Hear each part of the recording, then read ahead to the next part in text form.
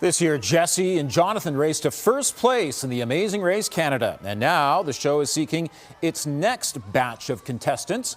The deadline to enter for next year's show is Monday, December 15th. Joining me from Toronto is Jesse Storey, the casting producer for the Amazing Race Canada. Jesse, thanks for speaking with us today. Thank you so much for having me on, Ian. I appreciate it.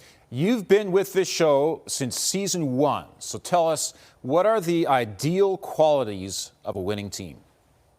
For sure, I've seen it all from season 1 to, now we're on season 12. So usually the qualities of a winning team are a couple things. Teammates who complement each other's strengths and weaknesses, but also having a teammate who supports you through the highs, but the lows that the race can bring, those difficult moments, having someone by your side that can kind of push you through those and motivate you through those is what you need to win. That's a consistent thing I've seen in winners. Now, speaking of those complementary skills, could that be like one person is really good with heights, the other person is really good with math?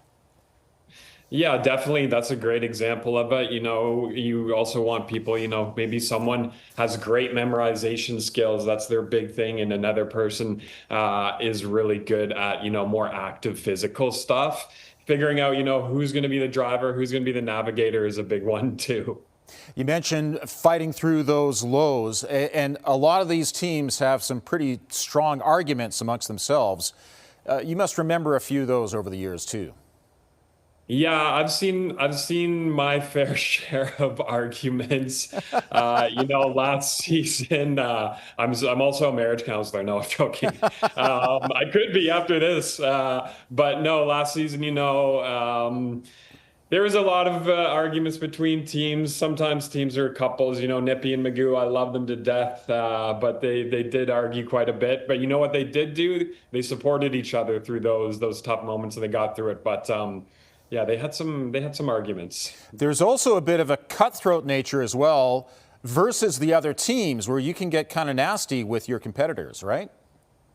Yeah, I mean, it's a competition, right? There's a lot of prizes on the line, a lot of money on the line. So people always say Canadians are too nice, but you got to do what you got to do to win, And if it's within the rules of the game, you got to do what you got to do. So you have to do it. And a lot of teams took those liberties last year, which I was proud of them. What about physical stamina? Just the ability to race across literally the whole country?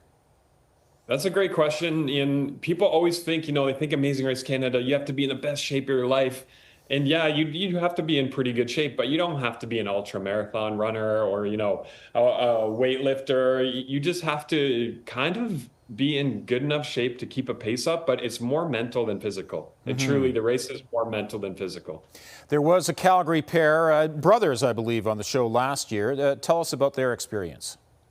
Osas and Osesa, they did go pretty early, which was unfortunate because we did love them, but they're a perfect example of a great team and why sibling teams do so well, because one moment those two were bickering at each other as hard as they could. And then the next moment they were telling each other how much they loved one another, So siblings have that shorthand, and that works really well in the race because there's no time to, think about stuff. It's like you got to tell someone how it is and then keep moving. Now, over the 11 seasons of the show so far, was there anyone who really, really surprised you in that at the beginning they didn't appear to be that strong, and then they came on strong at the end? I sound like a broken record, but Nippy and Magoo last season, the very first episode, they lost their backpacks. They didn't have their backpack, and they went all the way to the finale. They won a leg of the race. They went all the way to the final episode. I think all of the nation, after they lost their backpacks, kind of counted them out. But they were gritty and they were determined and they didn't quit. And they made it all the way to the finale. So Nippy and Magoo, hands down. Okay, so the deadline to enter is coming up real soon, December 15th. I'm wondering about where you guys are in your planning for this. Yeah, so obviously the casting is wrapping up soon, and after everyone applies, we kind of pick our favorites and meet them in person or over Zoom. And then some of our other producers now are going on scouts to locations all across the country and trying to find the actual places where we're going and starting to think about challenges. And you're with these teams all the way along the route, through all the provinces, all the way across the country. What's the experience like for you?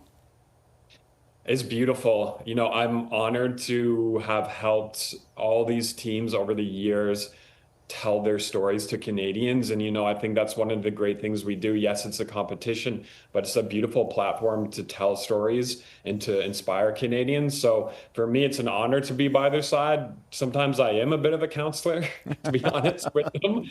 But it's a dream job. And I'm very, very lucky to have the job I do and get to spend time with these incredible people that we put on the race. When it's finally over, are you exhausted? I am. Yeah. And I have two young boys at home, so I just go right from one role into the other. But it takes about a month to kind of reset your brain back into real life after experience like the Amazing Race Canada. I know last season the show began at Commonwealth Stadium in Edmonton. It has stopped into Calgary on occasion over the seasons. What are the places that you hope to visit this time around?